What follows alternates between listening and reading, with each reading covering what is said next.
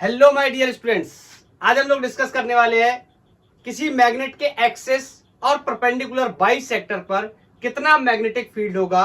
जैसे हमने इलेक्ट्रोस्टैटिक्स में एक डाइपोल के एक्सिस और परपेंडिकुलर बाई सेक्टर पे कैलकुलेट किया था कितना इलेक्ट्रिक फील्ड होगा। यहां पर भी बात करेंगे मैग्नेटिक डाइपोल मोमेंट की, वहां पर बात करते थे इलेक्ट्रिक डाइपोल मोमेंट की, और कुछ दो तीन अच्छे प्रॉब्लम्स करेंगे। और एक क्वेश्चन मैंने आपको बहुत ही अच्छा होमवर्क में दिया है, आप मेरे को उसका जवाब देने वाले।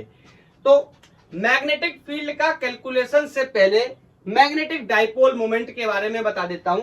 बहरहाल इसके बारे में भी हम पढ़ चुके हैं, लेकिन एक करंट कैरिंग लूप की वजह से पढ़ चुके हैं प्रीवियस चैप्टर में, मूविंग चार्जेस एंड मैग्नेटिज्म में। आज एक बार मैग्नेट की वजह से पढ़ने जा रहे हैं।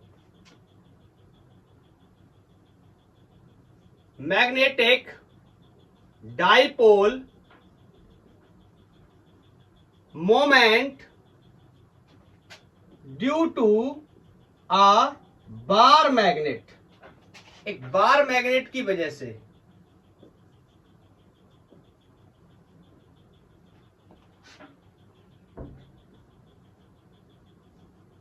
ओके, समझते हैं बार मैग्नेट के बारे में। बार मैग्नेट क्या है? प्रीवियस लेक्चर में मैंने आपको बहुत कुछ बताया। ऐसा मैग्नेट, ये कौन है? Bar magnet. अब इसकी वजह से मैग्नेटिक डाइपोल मोमेंट की बात करनी है।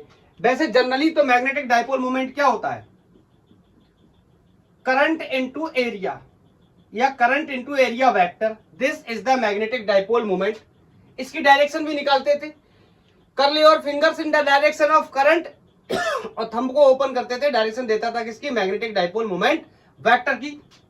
ये कहानी किसके लिए थी? जिसमें क्या हो? करंट हो, जिस लूप में क्या हो? करंट। लेकिन आज करंट की स्टोरी नहीं है, आज पहले से मैग्नेटिक डाइपोल बना हुआ है मेरे पास, डाइपोल ऑलरेडी है। इसमें क्या होता था, जब भी किसी लूप में करंट फ्लो करता था तो क्या बनती थी? ये मैग्नेट बनता था।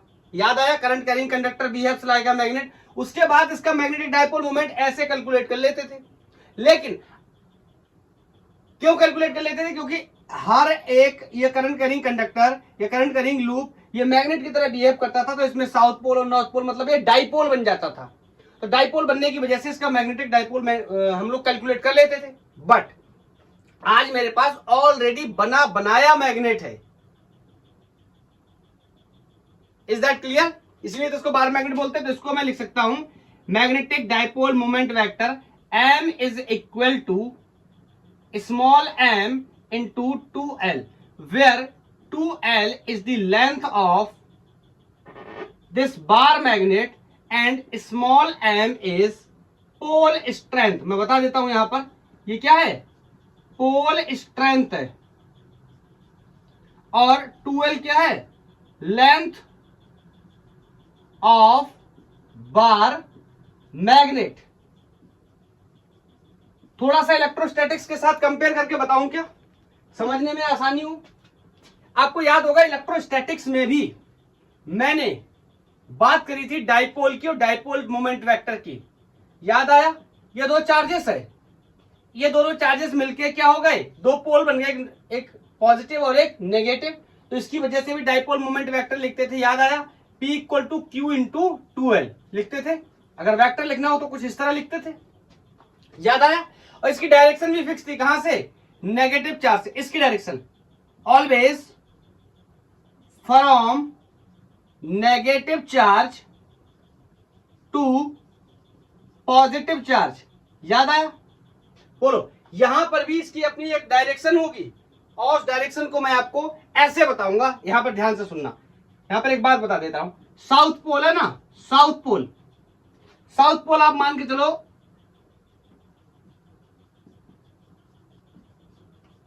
नेगेटिव चार्ज की तरह बिहेव करता है, बिल्कुल क्लियर हो जाएगा। और नॉर्थ पोल बिहेव करता है पॉजिटिव चार्ज की तरह। Is that clear? तो यहां पर भी डायरेक्शन वेरी क्लियर है। कहां से? अगर इसकी बात करें तो डायरेक्शन इसकी कहां से कहां होगी? Direction always from south to north. इसकी तरह इसकी हमेशा कहां से होती थी? नेगेटिव चार्ज से पॉजिटिव चार्ज। इसकी किसकी? Magnetic dipole moment vector. Is that clear? तो मैग्नेटिक डाइपोल मोमेंट वेक्टर की डायरेक्शन हमेशा साउथ से नॉर्थ होगी। इलेक्ट्रिक डाइपोल मोमेंट वेक्टर की डायरेक्शन हमेशा नेगेटिव चार्ज से पॉजिटिव चार्ज होती थी। इसकी value P vector equal to Q into 2l होती थी। इसकी value m vector equal to small m into 2l है, where small m is the pole strength. इसकी वैल्यू हमें दे रखी होगी। बोलो, अब इसके बारे में मैंने आपको एक बात बताई थी, इसका यूनिट बताया था, याद आया? यूनिट, इसका यूनिट मैंने बताया था क्या? चार्ज का कूलम और एल का या 2l का मीटर। ठीक है, कूलम मीटर इसका यूनिट था। और मैंने इसका डायमेंशन भी बताया था। मैंने बताया था m के लिए l और चार्ज का 80, इसको ऐसे लिखते थे लता, याद आया? बोलो, अगर मैं इसके यूनिट की बात करूं तो ये तो काफी आसान चीज है। देखो, इसका यूनिट यहां से लिखने के बजाय यहां से आप लिखोगे ना तो आपको ये प्रॉब्लम करने लगेगा। इस पोल स्ट्रेंथ का यूनिट आपको नहीं पता होगा, तो बेहतर है ना, हमें पता है m इक्वल टू IA² होता है, तो यहां से यूनिट में लिख सकता हूं क्या? Ampere metre square. और आपको एक बात मैंने क्लास 11th में यूनिट मेजरमेंट और डायमेंशन में बता रखी है कि जब तक क्वांटिटी चेंज नहीं होगी तब तक यूनिट चेंज नहीं होगा, जब तक यूनिट चेंज नहीं होगा तब तक डायमेंशन चेंज नहीं होगा। Is that clear? बोलो, तो this is all about magnetic dipole moment. m, capital M vector is equal to small m into 2l, where 2l is the length of the magnet and small m is the pole strength. Direction of magnetic dipole moment will be always from south pole to north pole, because south pole behave like the negative charge and north pole behave like just the positive charge. Is that clear? तो ये basic information हमारी complete होती हुई, इसके बाद अब क्या करेंगे भाई? पुरानी कहानी हमारी कि इस डाइपोल की वजह से कितना मैग्नेटिक फील्ड बनेगा, इसके बारे में डिस्कस करेंगे। इलेक्ट्रोस्टैट्स में इलेक्ट्रिक डाइपोल की वजह से कितना मैग्नेटिक फील्ड बना था, 2-3 जगह हमने कैलकुलेट किया था। एक एट द एक्सिस, एक एट द परपेंडिकुलर बाइसेक्टर, और एक एट एनीवेयर वाला भी पॉइंट मैंने आपको बताया था। यहां पर एट एनीवेयर की बात नहीं करूंगा, यहां पर सिर्फ और सिर्फ एक्सिस और परपेंडिकुलर बाइसेक्टर की बात करूंगा। Is that clear? चलो, और इलेक्ट्रोस्टैटिक्स के साथ इसको कंपेयर भी करेंगे। Magnetic field at the axis of magnetic dipole. Is that clear? Magnetic dipole है मेरे पास, यहां पर बनाता हूं। ये एक मेरे पास मैग्नेटिक डाइपोल है, ये इधर नॉर्थ पोल, इधर साउथ पोल। इसके एक्सिस पे क्या करना है मेरे को? मैग्नेटिक फील्ड कैलकुलेट करना है। लेट्स से यहां पर ये कोई पॉइंट है, इसका नाम कोई क्या है? P, और यहां से मैग्नेट के मिडवे से ये डिस्टेंस कोई R है। Is that clear? और आपको पता है ये डिस्टेंस कितनी होगी? L, और ये डिस्टेंस भी कितनी होगी? L। हम मैग्नेट के जो डाइपोल होते हैं उनकी लेंथ को कह लेते हैं 2l। तो बताओ, यहां पर मेरे को कुछ चीजें डिसाइड करनी पड़ेंगी। जैसे ये डिस्टेंस कितनी है? बहुत ही आसान है, अगर ये R है और ये L है तो ये remaining distance R minus L। जिन लोगों को इस चीज में प्रॉब्लम होती है वो ऐसे समझा करो। ये 5 है, ये 2 है, तो ये कितना बचा? सबको पता है 3, मतलब 5 माइनस 2, तो this is 5 minus 2। Is that clear? अगर यहां से बात करूं मैं फ्रॉम दिस पॉइंट, क्या हो जाएगा? This is R and this is L, so this total length is going to be R plus L। अब आपको पता है इस पॉइंट पे मैग्नेटिक फील्ड की वैल्यू को कैलकुलेट करने के लिए मेरे को यहां पर डायरेक्शन की रिक्वायरमेंट होगी, और इस डायरेक्शन की रिक्वायरमेंट को मैं कैसे पूरा करता था इलेक्ट्रोस्टैटिक्स में? याद आया? एक टेस्ट चार्ज लेकर आता था, यहां पर एक यूनिट पोल लेकर आऊंगा जिसकी पोलैरिटी नॉर्थ पोल होगी। ओके, ये बेसिक बातें छोटी मोटी याद रखा करो। चलो, यहां पर याद करो, ये इस तरीके से यहां पर मेरे पास 2 चार्जेस होते थे, यहां पर मेरे को कैलकुलेट करना होता था। ये डिस्टेंस यहां से मैं R लेता था, पूरा रिवाइज करा दे रहा हूं। ये R माइनस L हो जाती थी क्योंकि ये डिस्टेंस L थी, ये डिस्टेंस भी L थी। इस जगह पे मैग्नेटिक फील्ड मैं ऐसे, सॉरी इलेक्ट्रिक फील्ड ऐसे लिखता था E एट एक्सिस। बोलो किस किस की वजह से? एक प्लस चार्ज की वजह से और एक माइनस चार्ज की वजह से। बोलो, यहाँ पर टेस्ट चार्ज लाया, डायरेक्शन देखने गया, ये क्या करेगा? अट्रैक्ट, ये क्या करेगा? रिपेल। और मैंने ये एरो छोटा क्यों बनाया, ये एरो बड़ा क्यों बनाया, इस बात के बारे में भी आइडिया है। बोलो, इलेक्ट्रिक फील्ड इस चार्ज का ज्यादा होगा और इस चार्ज का कम होगा। क्यों? General expression of electric field क्या होता था? KQ upon R square. याद आया? E is inversely proportional to the R square, मतलब डिस्टेंस के इनवर्स स्क्वायर के प्रोपोर्शनल है। तो डिस्टेंस जितना ज्यादा इलेक्ट्रिक फील्ड की वैल्यू उतनी कम। बोलो, तो आपको याद आया होगा, मैंने बताया होगा दोनों चार्जेस कैसे होते हैं, सेम मैग्नीट्यूड में होते हैं, नेचर में अपोजिट, तो दोनों की वजह से यहाँ मैग्नेटिक फील्ड क्या बनेगा, सेम। अगर डिस्टेंस अलग अलग हो जाती है तो अलग अलग हो जाएगा। जैसे ये डिस्टेंस कम है तो इसका फील्ड क्या हो गया, ज्यादा, इसीलिए मैंने इसका फील्ड कैसा बनाया, बड़े एरो से। लेट्स से इसका नाम कोई E1 हो गया। ये वाला फील्ड इस वाले चार्ज की वजह से राइट साइड फील्ड बनेगा, लेकिन छोटा बनेगा, क्यों, क्योंकि ये डिस्टेंस ज्यादा है, इसलिए मैंने इसको E2 मान लिया। और बोलो, जब यहाँ पर नेट लिखने जाता था एक्सिस पे इस पॉइंट पे, तो क्या लिखता था, बड़े में से छोटे को मार दिया, या आप ऐसे भी कह सकते हो कि मैं वेक्टर का इस्तेमाल कर सकता हूं। तो this is E1 square plus E2 square plus 2 times of E1 E2 cos theta. और cos थीटा कितना हो जाएगा, यहाँ पर दो वेक्टर्स के बीच में एंगल 180 डिग्री, फिर भी यही आने वाला है। Is that clear? क्योंकि वो a माइनस बी का होल स्क्वायर बन जाएगा, या स्क्वायर रूट से स्क्वायर चला जाएगा। जो मैं बोल रहा हूं शायद आप समझ पा रहे होंगे, और आप नहीं समझ पा रहे तो थोड़ी सी पढ़ने की आवश्यकता है। ये जानते हैं, ये कर देंगे अभी। ओके, चलो अब समझते हैं यहाँ मैग्नेट के कॉन्सेप्ट के बारे में। तो मैं इसके साथ बिल्कुल कंपेयर करता हूं, जैसे E इक्वल टू के क्यू अपॉन आर स्क्वायर, ऐसे मैग्नेट के लिए मैं मैग्नेटिक फील्ड की वैल्यू को बिल्कुल इसी के जैसा रख लेता हूं।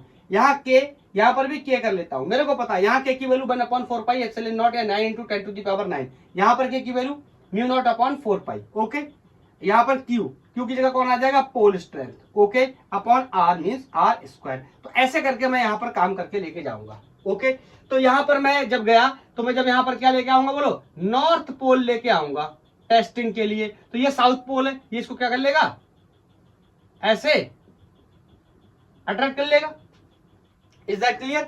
ये नॉर्थ पोल है, ये इसको क्या करेगा, रिपल। तो मैंने बना दिया, बोलो, रिपल्सन वाला छोटा बना दिया। मान लो इसको नाम मैंने B1 दे दिया, इसको नाम मैंने B2 दे दिया। Is that clear?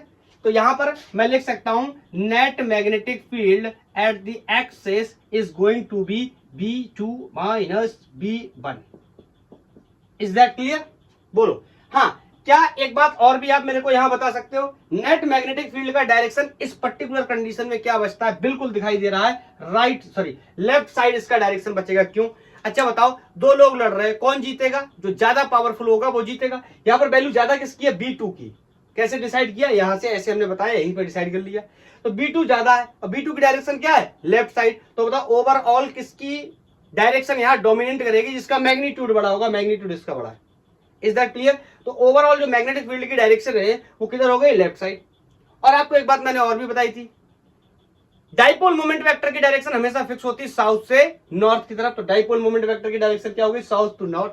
इसका मतलब when I am calculating the magnetic field at the axis of a magnetic या बार मैग्नेटिक डाइपोल, तो क्या होने वाला है, magnetic dipole moment vector and magnetic field vector will be in the same direction. यहां पर भी ये बात हमने की हुई है इलेक्ट्रोस्टैटिक्स में। ओके, चलो अब इसके मैग्नीट्यूड को निकाल लेते हैं जल्दी से। तो B at axis is going to be, अब ये वेक्टर वेक्टर हटा दे रहा हूं, डायरेक्ट जल्दी से मैग्नीट्यूड कैलकुलेट कर ले रहे हैं।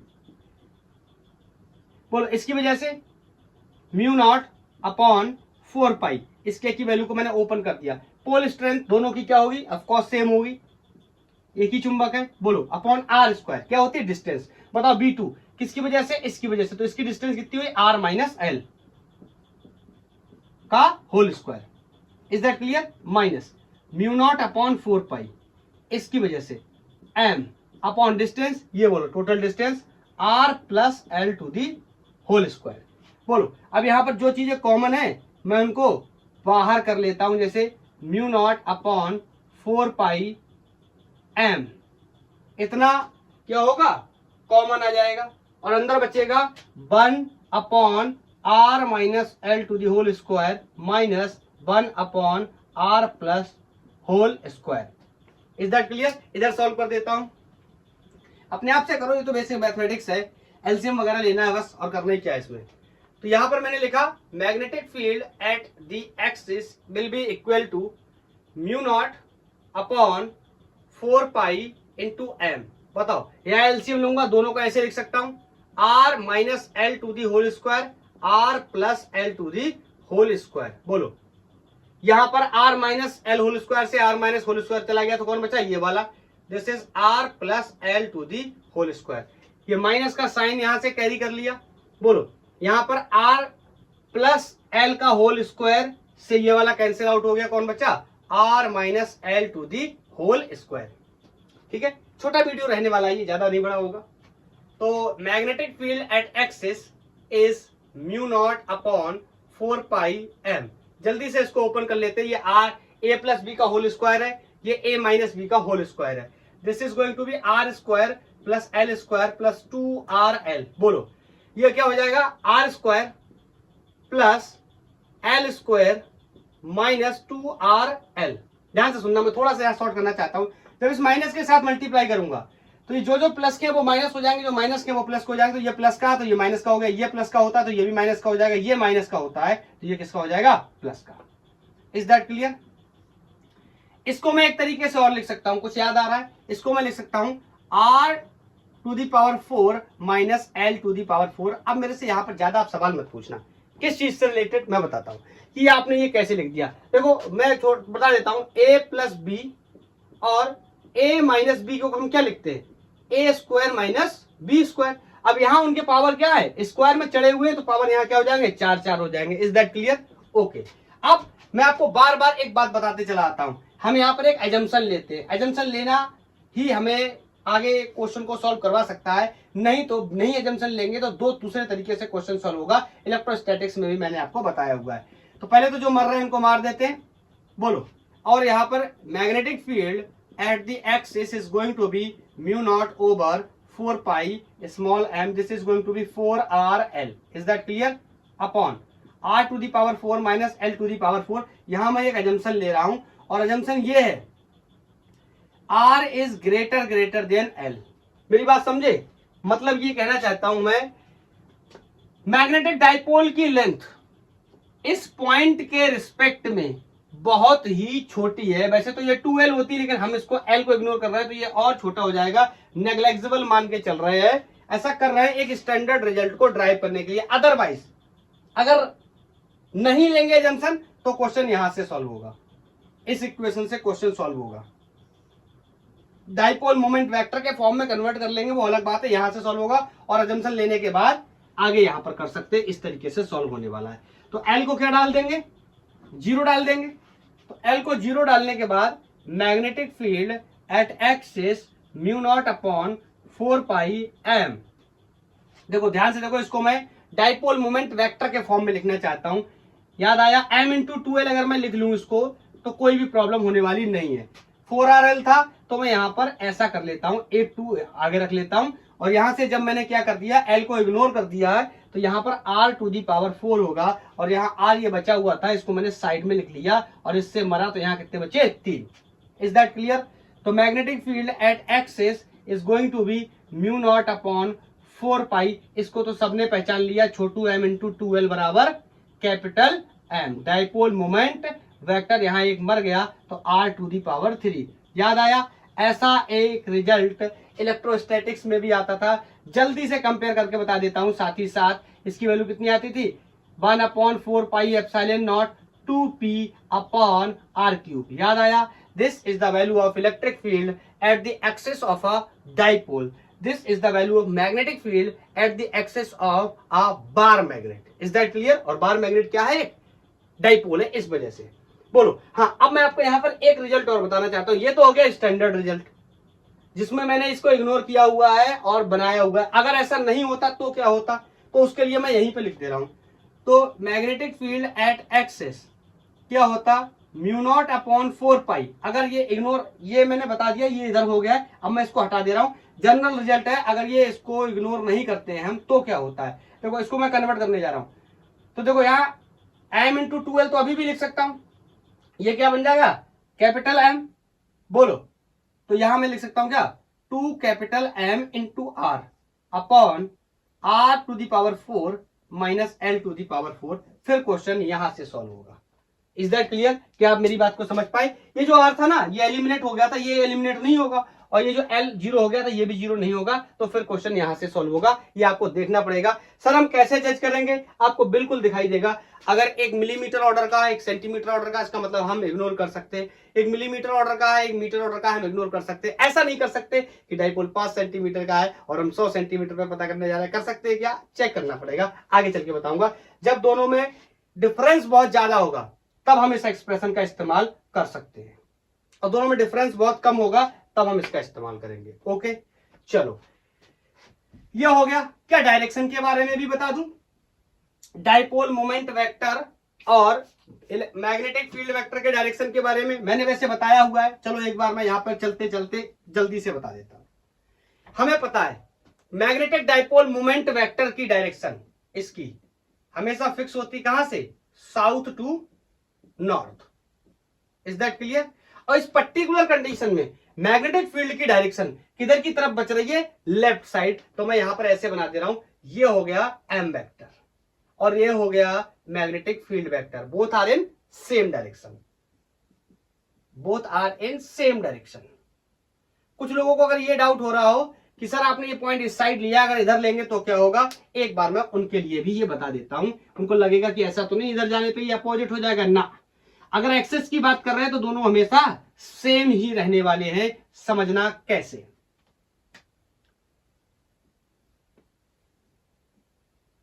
पोल मैं भूल गया किधर मैंने क्या लिया था, शायद इधर साउथ लिया था, इधर नॉर्थ लिया था। अब ये पॉइंट अगर मैंने यहां ले लिया, इस पॉइंट पे जब मैं मैग्नेटिक फील्ड कैलकुलेट करने जाऊंगा, यहां कौन लेके आऊंगा? यूनिट नॉर्थ पोल।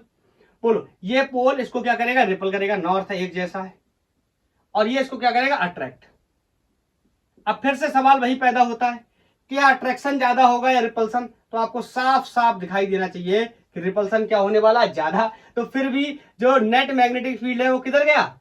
Right side. और डाइपोल मोमेंट वेक्टर तो हमेशा फिक्स ही है, साउथ से नॉर्थ की तरफ। तो क्या आप मेरी बात को समझ पाए? रिजल्ट चेंज नहीं होगा, चाहे इस साइड कैलकुलेट करे या उस साइड। बोलो, क्या ये बात क्लियर है? चलो आप याद करो, इलेक्ट्रोस्टैटिक्स में हमने इलेक्ट्रिक डाइपोल की वजह से परपेंडिकुलर बाइसेक्टर पर इलेक्ट्रिक फील्ड की वैल्यू कैलकुलेट करी थी। आज हम कैलकुलेट करेंगे magnetic field at the perpendicular bisector, magnetic field at the perpendicular bisector due to a bar magnet। कैसा डाइपोल है? Bar magnet type. चलो जल्दी से देखते हैं। ये मेरे पास एक कोई बार मैग्नेट है, लेट्स सी ये कोई एन पोल है, ये एस पोल है, और मेरे को ना परपेंडिकुलर बाइसेक्टर, यही तो हुआ ना परपेंडिकुलर बाइसेक्टर, इस पॉइंट पे मैग्नेटिक फील्ड की वैल्यू को कैलकुलेट करना है। बोलो, तो ये डिस्टेंस मैंने मान ली कोई लेट्स से आर डिस्टेंस है। बोलो, तो यहां पर यूनिट पोल लाऊंगा तो ये देखना, ये वाला पोल नॉर्थ है, ये क्या है? साउथ है। तो ये इसको कुछ इस तरह अट्रैक्ट करेगा। बोलो हाँ या ना, जल्दी बोलो। और ये नॉर्थ है, ये भी नॉर्थ है, तो ये इसको कुछ इस तरीके से क्या करेगा? रिपल करेगा। बोलो, तो इनके मैग्नेटिक फील्ड ये मैंने भी बना दिया, ये भी बना दिया। ध्यान से सुनना, ये एंगल थीटा, ये एंगल थीटा, ये एंगल भी थीटा, ये एंगल भी थीटा। बेसिक मैथमेटिक्स है। बोलो, तो अगर मैं बोलूं, अब ध्यान से देखो, ये मैग्नेटिक फील्ड पिछली केस में क्या था? 1D में था, प्योरली एक्स में था। इस बार ऐसा है या ऐसा है। तो ये किस में है? 2D में, मतलब इनके कंपोनेंट होंगे, एक किस में आएगा? एक्स में, और दूसरा किस में आएगा? वाई में। Is that clear? ऐसे इसका एक किस में आएगा? वाई में, एक किस में आएगा? एक्स में। मे भी नेगेटिव एक्स नेगेटिव वाई, वो क्या होगा चेक कर लेते हैं। चलो बोलो, ये एंगल थीटा, तो यहां पर कितना बन जाएगा? बी का कॉस थीटा। इसका इंपैक्ट कहां है? बोलो ऊपर की तरफ। तो एक कंपोनेंट तो ऐसे आ गया और एक कहां आएगा? ऊपर। दिस, अब ये हेडिंग हटा दे रहा हूं, this will be B sine theta. बोलो, इसके कंपोनेंट एक तो इस डायरेक्शन में आ जाएगा, बी कॉस थीटा, और इंपैक्ट कहां है? इस तरीके से। तो एक तो ऐसे आ गया, एक ऐसे आ गया। अब अगर आप ये समझ रहे हो सर ये आप बहुत जल्दी जल्दी बता रहे हो, बहुत तेज बता रहे हो, तो इसके लिए अब धीमे बताने के लिए जगह नहीं है। क्योंकि हम बहुत डिस्कस कर चुके हैं कि कंपोनेंट हम कैसे करते हैं। आपको पीछे से बेसिक से पढ़ के आना होगा। अगर आपको दिक्कत हो रही है यहाँ पे तो नहीं हो रही है तो जल्दी से करते हैं। अब बताओ, ये दूरी r है, ये दूरी कितनी होगी l, ये दूरी भी कितनी होगी l। क्यों? डाइपोल की लेंथ कितनी होती है 2l। बोलो तो ये r ये l, तो ये वाली डिस्टेंस कितनी हो गई r square plus l square root के अंदर। ये वाली डिस्टेंस भी कितनी हो गई r square plus l square root के अंदर। मैंने यहां पर इसीलिए पहले ही दोनों केसेस में क्या लिख दिया था, b लिख दिया था। मैग्नेटिक फील्ड दोनों पोल्स की वजह से क्या होने वाला है, सेम। क्यों? पोल स्ट्रेंथ सेम है और डिस्टेंस भी सेम है, तो मैग्नेटिक फील्ड भी क्या होने वाली है, सेम। तो बताओ, अब एक बात बताओ, ये मैग्नेटिक फील्ड ऊपर की तरफ है, ये नीचे की तरफ है, बी की वैल्यू सेम है, एंगल भी सेम है, तो ये दोनों क्या हो जाएंगे, कैंसिल आउट। तो मैं कह सकता हूं net magnetic field in Y direction, बोलो कितना होने वाला है, you will say 0। Is that clear? मैं कहूं एक्स के अबाउट, तो चलो चेक कर लेते हैं। Electric field about the x, बोलो तो यहां पर कितना था b, यहां पर कितना था b, तो इसका इधर कंपोनेंट कितना आ गया b cos थीटा, उसका भी कितना आ गया b cos थीटा, तो कितना हो गया 2 times of b cos theta. Is that clear? किसी को ये डाउट तो नहीं हो रहा है सर इसकी वजह से b cos थीटा, इसकी वजह से इंटीग्रेट करेंगे? ऐसा नहीं है, एक ही दो ही पोल तो है, एक ये n पोल और एक s पोल है। किसी और चीज पे काम कर रहे थे, यूनिफॉर्म चार्ज डेंसिटी या यूनिफॉर्म मास डेंसिटी पे काम कर रहे होते तो हर एलिमेंट का काटते तो अलग अलग आता, तो यहां इंटीग्रेट करते। Is that clear? बोलो इज दैट क्लियर? क्या किसी को कोई डाउट? मेरे हिसाब से नहीं होना चाहिए। तो I can say electric field at the perpendicular bisector is going to be, बोलो बी के लिए बेसिक एक्सप्रेशन में लिख सकता हूं क्या, mu not upon 4 pi pole strength upon distance का स्क्वायर, यही तो होता ना। तो डिस्टेंस कितना है यहाँ पे पोल और फाइंडिंग पोल के बीच में, ये डिस्टेंस कितना R square plus L square. हाँ, इसको पावर में अगर मैं रिजॉल्व कर दूं तो R square plus L square to the power half हो गया ये। बोलो तो यहां पर मैं पहले ऐसे ही कर देता हूं, फिर बाद में चेक कर लेंगे। तो mu not upon 4 pi M upon R square, क्या एंगल कांस्टेंट है, बिल्कुल। कॉस थीटा की वैल्यू क्या होती है, बेस अपॉन हाइपोटेनस, तो ये हो गया base L upon hypotenuse this. एक सेकेंड, एक्स नहीं, आर स्क्वायर नहीं, एक्स स्क्वायर लिखो। Is that clear? ये डिस्टेंस मैंने कितना माना, एक्स, ये डिस्टेंस आर, तो ये है, ठीक है। ये कितना हो गया, एक्स स्क्वायर। ओके, तो ये कॉस थीटा क्या होता है, base upon hypotenuse L upon x. तो यहां पर मैंने देखा म्यू नॉट अपॉन ये 2, हाँ ठीक है, म्यू नॉट अपॉन 4 पाई, इसको अंदर मल्टीप्लाई किया इसको, तो यहां पर देखो क्या हो गया, m इंटू 2l, ऐसा बना लिया, इसको इसके साथ मल्टीप्लाई कर दिया। पहचान लिया क्यों करना था ना, मेरे को मैग्नेटिक डाइपोल मोमेंट बनाना था ना। तो ये हो गया 2, ये 2 तो चला गया था, अब दोबारा से क्यों लिख रहा है। तो ये हो गया म्यू नॉट अपॉन 4 पाई, ये बोलो, अरे इसके बारे में तो पता ही है ना, कैपिटल M इक्वल टू छोटू m इंटू 2l, तो ये हो गया capital M upon X cube. ये जनरल रिलेशन हो गया। एक्स क्यूब की वैल्यू को भी मैं हटा सकता हूं। अब बताओ एक्स की वैल्यू कितनी है, R square plus L square की पावर हाफ, तो एक्स क्यूब की वैल्यू कितनी होगी, R square plus L square की पावर हाफ की पावर 3/2। इतना बेसिक मैथमेटिक्स सबको आता है कि पावर को अपने अंदर क्या कर देते, मल्टीप्लाई कर देते, तो R square plus L square to the whole power कितनी हो गई, 3/2। यहां पर इसको मैं प्लेस करके इसका फाइनल रिजल्ट लिख दे रहा हूं। फिर डायरेक्शन वगैरह के बारे में भी बात कर लेंगे। बोलो तो E at perpendicular bisector mu not upon 4 pi m upon this will be R square plus L square to the power 3/2। अब फिर से वही पुरानी कहानी, एजम्पशन लगा लेंगे एक। बोलो क्या एजम्पशन लगा लेंगे कि आर इज वेरी वेरी बड़ू देन छोटू एल, इट मीन छोटू एल को इग्नोर कर देंगे। तो E at perpendicular bisector mu not upon 4 pi capital M upon R square, ये 0 हो गया, तो आर स्क्वायर की पावर कितना बचा, 3/2। ये तो क्या हो गया 0, यहां पे इसका मतलब क्या होता है 0, तो यहाँ 2 से 2 मर गया। यहाँ परपेंडिकुलर बाइसेक्टर पे मैग्नेटिक फील्ड की वैल्यू, ये क्या कर दिया मैंने, ये E क्यों लिखता चला आ रहा हूं, वेरी सॉरी ई थोड़ी है, मैग्नेटिक फील्ड कैलकुलेट कर रहा है यार, मिक्स हो गया, मिक्स हो गया, गर्मी की वजह से मिक्स हो गया। चलो कोई बात नहीं, तो यहां पर m upon r to the power cube. Is that clear? बोलो, याद करो इलेक्ट्रोस्टैटिक्स में अब लिखना चाहिए E एट परपेंडिकुलर बाइसेक्टर क्या आती थी value, 1/4πε0 p upon r cube. ये इलेक्ट्रिक डाइपोल के लिए इलेक्ट्रिक फील्ड की वैल्यू होती थी एट दी परपेंडिकुलर बाइसेक्टर। याद आया? चलो अब थोड़ा सा डायरेक्शन के बारे में समझते हैं, ठीक है? ये नोट कर लो, मैं यहां पर बताता हूं डायरेक्शन के बारे में, सुनना।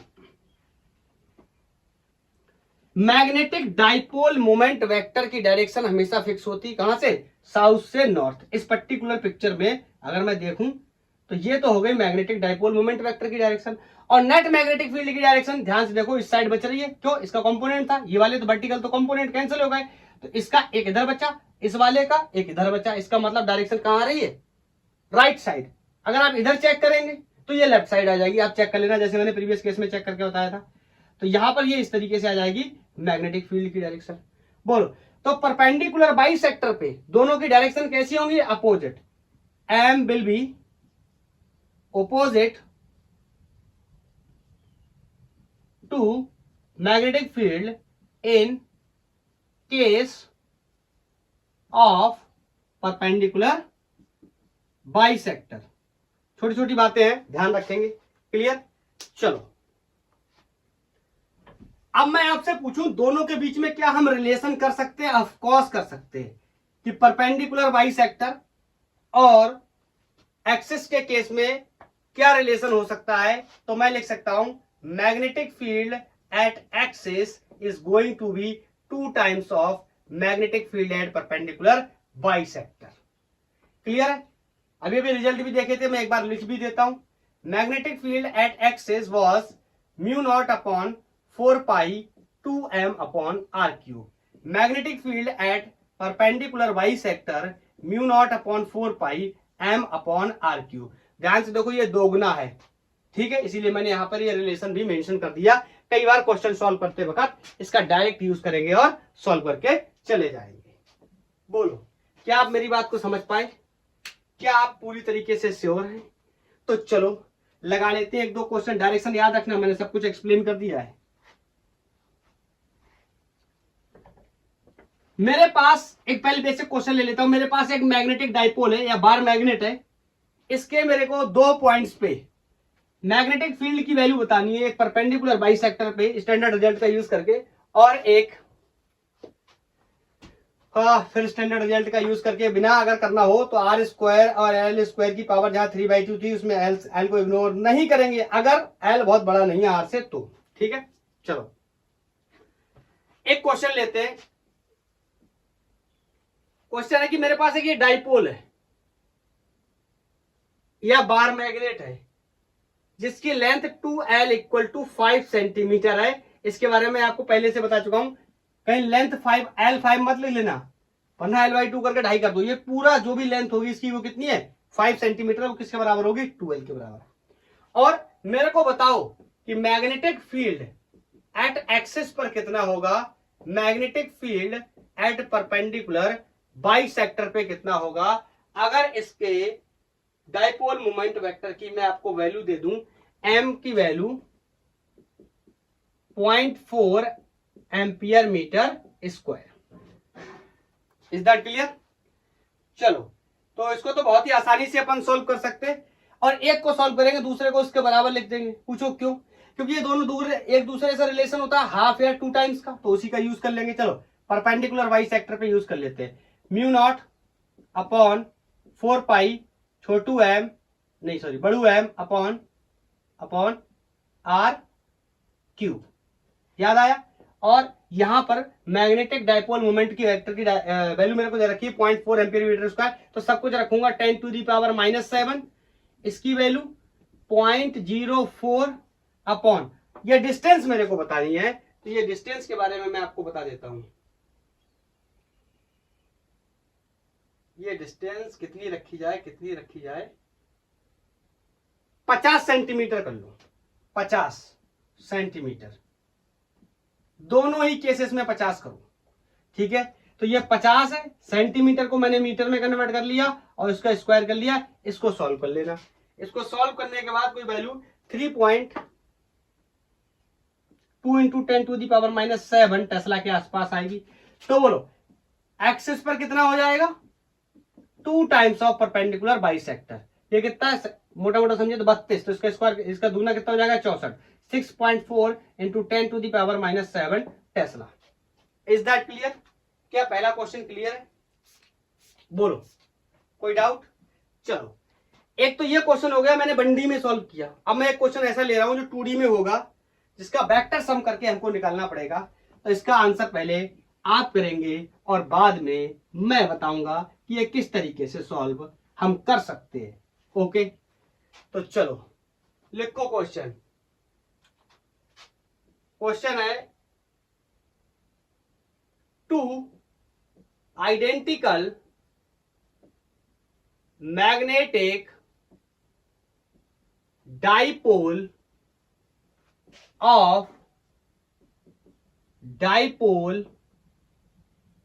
moment 1 ampere meter square are placed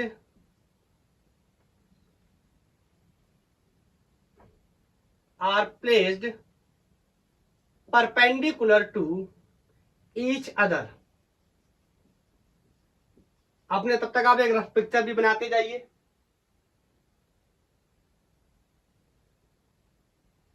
eight the separation of 2 metre, ठीक है, with their axis perpendicular to each other। 2 बार लिख दिया ये बात मैंने, ये वाला हटा दो, ऐसे करो, बात तब सही हो जाएगी। Moment 1 ampere metre square are placed, ऐसे लिख दो, आर प्लेस्ड ऐसे at separation of 2 metre with their axes perpendicular to each other. Writing को थोड़ा सा कम ध्यान रख करके मेरे शब्दों को ज्यादा ध्यान से सुनना। बोलो, समझ गए? Question is, what will be the resultant magnetic field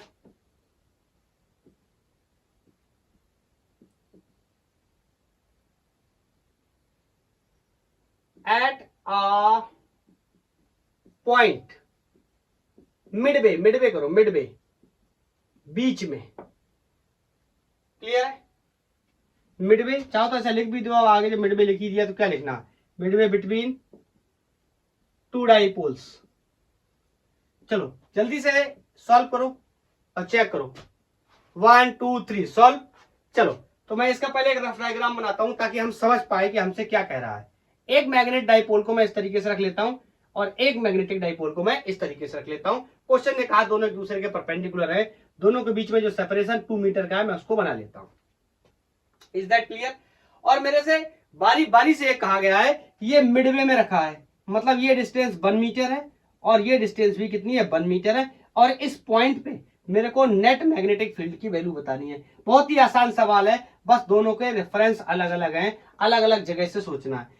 इस वाले मैग्नेट के लिए चाहो तो आप पोल वगैरह भी लिख लो, NS। इस वाले मैग्नेट के लिए ये वाला पॉइंट एक्सिस पे एवरीबॉडी नोज। इस वाले मैग्नेट के लिए ये वाला पॉइंट कहां है बोलो, परपेंडिकुलर बाइसेक्टर पे। और डिस्टेंस दोनों ही केसेस में 1 मीटर है। देखो यहां से यहां तक की डिस्टेंस लेते हैं ये 1, बोलो इस केस में यहां से यहां तक की डिस्टेंस लेते हैं ये 1। Is that clear? तो कैसे सॉल्व करेंगे, बहुत ही आसान होना चाहिए मेरे हिसाब से। चलो मान लेता हूं यहां पर मैंने एक टेस्ट पोल लाया, तो ये इसको ऐसे क्या कर लेगा, अट्रैक्ट। याद आया? या आपको पता है नेट डायरेक्शन इधर होती है, इसकी नेट डायरेक्शन इस तरीके से होती है। अभी अभी बता के आया हूं, अब मेरे से कोई सवाल नहीं पूछ सकता। चलो मैं यहां पर इसको बाहर निकाल के पिक्चराइज कर लेता हूं। मैग्नेटिक फील्ड की डायरेक्शन इसकी मैंने ऊपर की तरफ ले ली, वैल्यू लेफ्ट से कोई B1 लिख ली। इसके नीचे की तरफ ले ली, लेट्स से कोई वैल्यू V2 लिख ली। अब बताओ magnetic fields are vector quantity, तो इनको क्या करना पड़ेगा, जोड़ना पड़ेगा। और जुड़ेंगे कैसे, वेक्टर के नियम से, मतलब इन दोनों का रिजल्टेंट यहां कहीं आने वाला है, इसकी वैल्यू बी नेट होगी। और B1 और B2 दोनों वेक्टर्स के बीच में एंगल कितना है, 90 डिग्री का। तो मैं यहां resultant R square equal to A square plus B square plus 2ab cos theta इस फॉर्मूले का यूज करने जा रहा हूं। तो यहां पर मैंने Vn square is equal to B1 square plus B2 square plus 2 times of B1 B2 और cos बोलो 90। तो ये वाला फंक्शन क्या हो गया, 0। क्या आप मेरी बात को समझ पाए, बोलो समझ गए। तो यहां से नेट मैग्नेटिक फील्ड की value square B1 square plus B2 square. अब बस सवाल एक ही है कि B1 और B2 की वैल्यू कितनी है, बस मेरे को ये पता चल जाए, मैं रख दूंगा, मेरा आंसर आ जाएगा। तो मैं आपको एक बात बताना चाहता हूं, अगर आप यहां पर समझने की कोशिश करेंगे तो आपको पता चलेगा कि मैग्नेटिक फील्ड में क्या रिलेशन होता है। सबको पता है B एट एक्सिस क्या होता है, 2 times of B at perpendicular bisector. बोलो तो B2 ये एक्सिस वाला क्वेश्चन है, तो अगर मैं यहां लिखूंगी B2 तो कितना हो जाएगा, 2 times of B1। Is that clear, बोलो इज दैट क्लियर, समझ गए ना। तो यहां पर मैं रख के इसको सॉल्व कर देता हूं। तो Bn square is equal to B1 को तो मैं B1 लिख लेता हूं और B2 को मैं 2B1 लिख लूंगा, तो इसका स्क्वायर हो जाएगा 4B1 स्क्वायर। अब देखो B1 square 4B1 square 5B1 square होगा, B1 स्क्वायर तो बाहर आ जाएगा, 5 अंदर रूट के फंस जाएगा। तो आई कैन से ये तो हटाओ ना, जब स्क्वायर रूट चढ़ा दिया तो ये हो जाएगा अंडर रूट 5B। बी की value mu not upon 4 pi. B1 मैंने माना है, B1 क्या है, परपेंडिकुलर बाइसेक्टर का केस है, तो परपेंडिकुलर बाइसेक्टर पे इसकी वैल्यू कितनी होती थी, कैपिटल M अपॉन RQ। क्या इन चीजों के बारे में कोई इंफॉर्मेशन गिवन है क्या,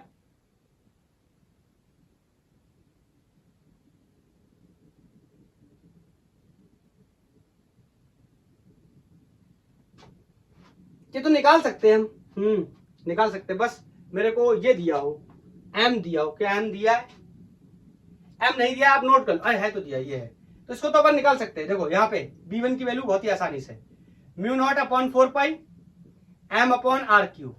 बोलो 10 टू दी पावर -7 हो गया, कैपिटल M की वैल्यू बंद दे रखी है R, देखो यहां से कितना दूर है 1, तो B1 की वैल्यू आ गई 10 टू दी पावर -7। तो ये इतना यहां सॉल्व करने के बजाय मैंने ऑलरेडी सॉल्व कर रखा है इस साइड में, तो यहां पर मैं सिंपली क्या कर देता हूं, 10 की पावर -7 टेस्ला। ये हो गया आंसर। इज दैट क्लियर, बोलो सर अब तो क्लियर है कॉन्सेप्ट, अब तो कोई दिक्कत ही नहीं है, सवाल आते ही धुआं धुआं कर देंगे। चलो तो फिर इसी नाते एक सवाल घर के लिए दे देता हूं और उसका आंसर जाके चेक करूंगा किस किसने क्या क्या दिया हुआ है। बोलो हो जाए शुरू। चलो मैं पिक्चराइज कर देता हूं, क्वेश्चन की लैंग्वेज तो काफी लंबी हो जाएगी, वरना मैं बना देता हूं, आधा बना देता हूं, आधा लिख दूंगा। ये मेरे पास इस तरीके से एक मैग्नेट है, बार मैग्नेट है इस तरीके से, और एक बार मैग्नेट इस तरीके से रखा हुआ है। आई होप आपको दिख रहा होगा, एक बार चेक कर लो। यस,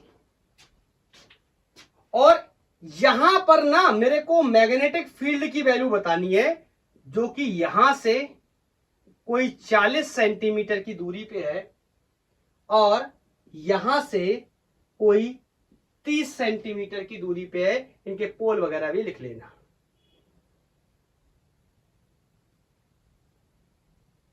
ठीक है, हाँ एक इंफॉर्मेशन और देना चाहता हूं, ये जो मैग्नेट है इसका नाम ए है और ये जो मैग्नेट है इसका नाम बी है।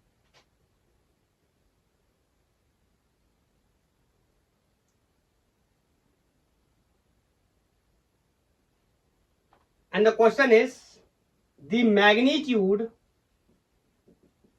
and direction of magnetic field at the point P। Let me check, कोई डेटा तो कम नहीं है ताकि बाद में कोई प्रॉब्लम ना हो। हाँ, इसमें आपको M की जरूरत पड़ेगी तो M भी अपन को देना चाहिए। तो इस वाले के लिए MA दे रखा है, इसको कर लो 32 एम्पियर मीटर स्क्वायर। और चुंबक B के लिए, B मैग्नेट के लिए मैग्नेटिक डाइपोल मोमेंट वेक्टर की जो वैल्यू है that is 27 ampere metre square. और कुछ तो नहीं चाहिए होगा। ये कहाँ हो गया, ये थोड़ा सा मेरा मे भी सही ना बना हो, मैं यहाँ पर दोबारा से इस पॉइंट को ड्रॉ कर देता हूँ। ये मैं जस्ट मिड से लेना चाहता हूँ यहाँ से। आई थिंक आप मेरी बात को समझ पा रहे हो, फील कर पा रहे हो मैं ऐसा क्यों कर रहा हूँ, ठीक है ना। ये भी परपेंडिकुलर बाइसेक्टर, ये भी परपेंडिकुलर बाइसेक्टर, क्या है क्या नहीं मुझे नहीं पता, ये आपने करना है, आपने मेरे को बताना है, ठीक है। और मैं ये देख लूं कोई चीज कम तो नहीं। हाँ, ये 30 सेंटीमीटर्स में है, ठीक है। हाँ, मैं एक बात आपको और बता दूं, ये डायरेक्शन के बारे में पूछ रहा है। प्रीवियस क्वेश्चन में भी मैं डायरेक्शन की बात कर सकता था, मैं थोड़ा सा करके आपको बताता हूं। प्रीवियस क्वेश्चन में मैंने, आपको याद होगा, इसको मैंने B1 माना था, इसको मैंने B2 माना था, ठीक है। ये अपना कोई V नेट हुआ करता था, इसकी वैल्यू भी अपन ने निकाल ली थी, √5B1 करके आई थी, ठीक। और इन दोनों के बीच में एंगल जो था वो 90 डिग्री का था। ये तो मैग्नीट्यूड अपने निकाल लिया, इतना तो मैग्नीट्यूड हो गया। मेरे से कहता डायरेक्शन बताओ, तो ये एंगल, ये याद आया, वेक्टर में हम लोग इसको अल्फा ट्रीट करते थे। इसको कैसे निकालते थे, tan alpha equal to B sin theta upon A plus B cos theta. इससे निकालते थे हम डायरेक्शन। ये एंगल tan अल्फा, मैंने आपको बहुत बार बताया होगा, ये अल्फा क्या करता है, डायरेक्शन देता है। तो इसकी वैल्यू अगर मेरे को निकालनी पड़ी तो B sin theta. Is that clear. Previous question में पर्टिकुलर कंडीशन लगी थी कि थीटा कितना था, 90 था। तो इस वजह से हमें वहां पर अगर मैं सॉल्व करता, यहां वहां पर अगर मैं निकालता डायरेक्शन, तो बोलो साइन थीटा 90 हो जाता। साइन 90 की वैल्यू कितनी होती, 1। इसका मतलब इसका मतलब ऊपर क्या बचता, B। और नीचे A plus B cos theta, आपको पता है ये वाला फंक्शन 0 हो जाता, cos 90 की वैल्यू 0 होती, तो B अपॉन A ये मेरे को मिल जाता। और मैग्नेटिक फील्ड की वैल्यू मेरे को बहुत अच्छे से पता थी, इसकी वैल्यू कितनी थी, B1, B वाले की। और इस वाले की वैल्यू कितनी थी, B2। बोलो, ये हो गया tan अल्फा।